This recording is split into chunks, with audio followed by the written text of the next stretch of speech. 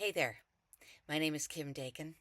I am the author of Head, Heart, and Hands Listening in Coach Practice, and I'm about to tell you a story. I'm going to stop this story at two different junctures and one extra one at the end so that you have the chance to write down your observations or what you remember. The 3H model that I've put together for this book divides what we retain into three categories: head listening, which is data, numbers, factual information, anything that happened in the past; heart listening, which is emotions, facial, physical information, anything you observe about my tone of voice. And this is primarily happening in the present.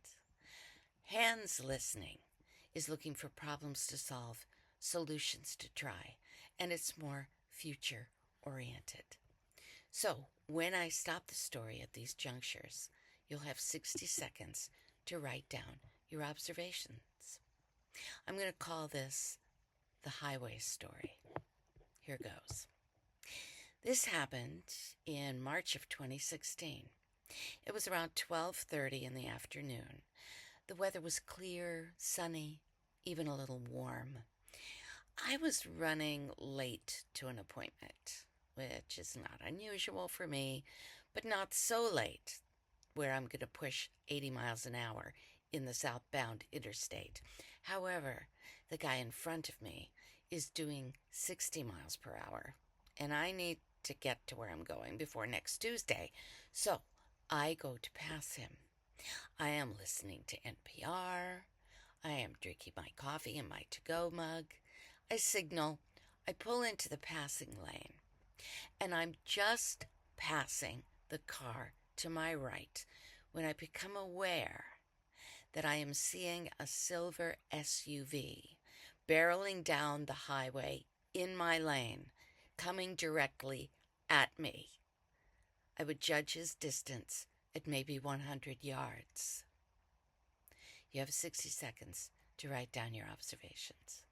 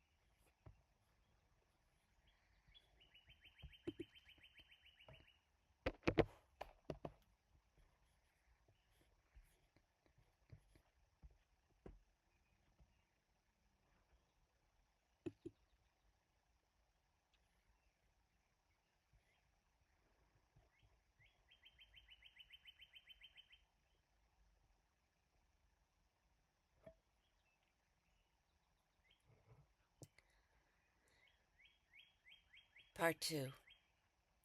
For only a split second, I cannot believe what I'm seeing, but I immediately dive into the right lane and he misses me by what feels like a few feet, but was probably more like a few yards.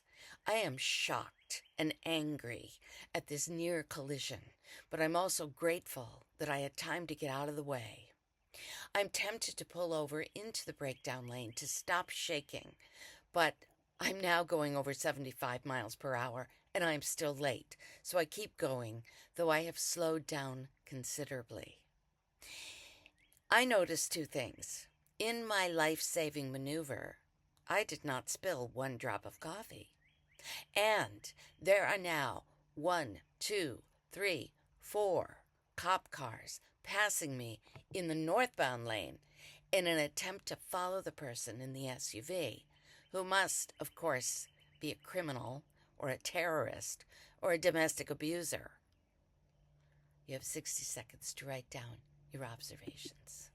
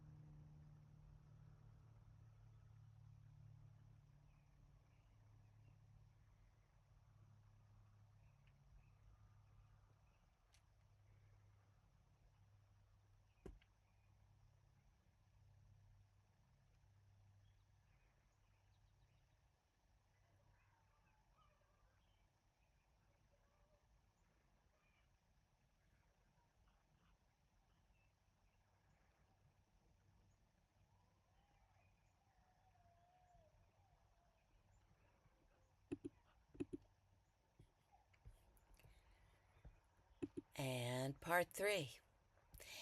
That night on the news, there was a very brief mention of an elderly man who got confused when he entered 295 using the off-ramp. Instead of pulling over, he panicked and floored it into oncoming traffic. The police finally stopped him, but not until he had gone almost a full mile and a half. There were no injuries or casualties. We were all very lucky. The traffic was relatively light at that time of day.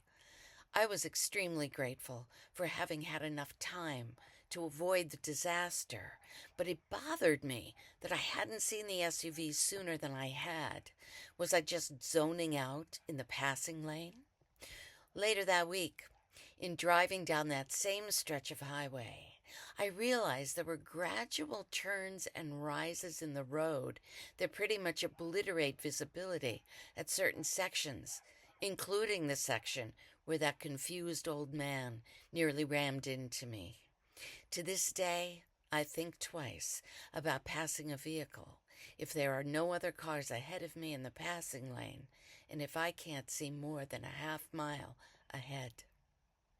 60 seconds to write down your observations.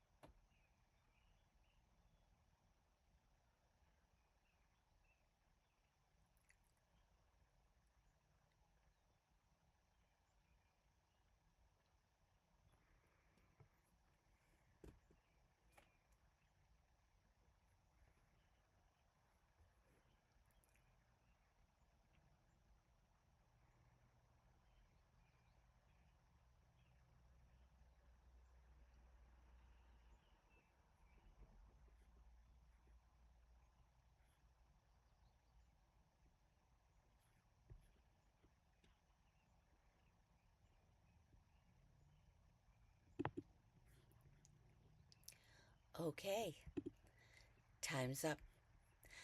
I hope you had a few surprises. Thank you so much for participating. Again, my name is Kim Dakin. The name of my book is Head, Heart, and Hands Listening and Coach Practice.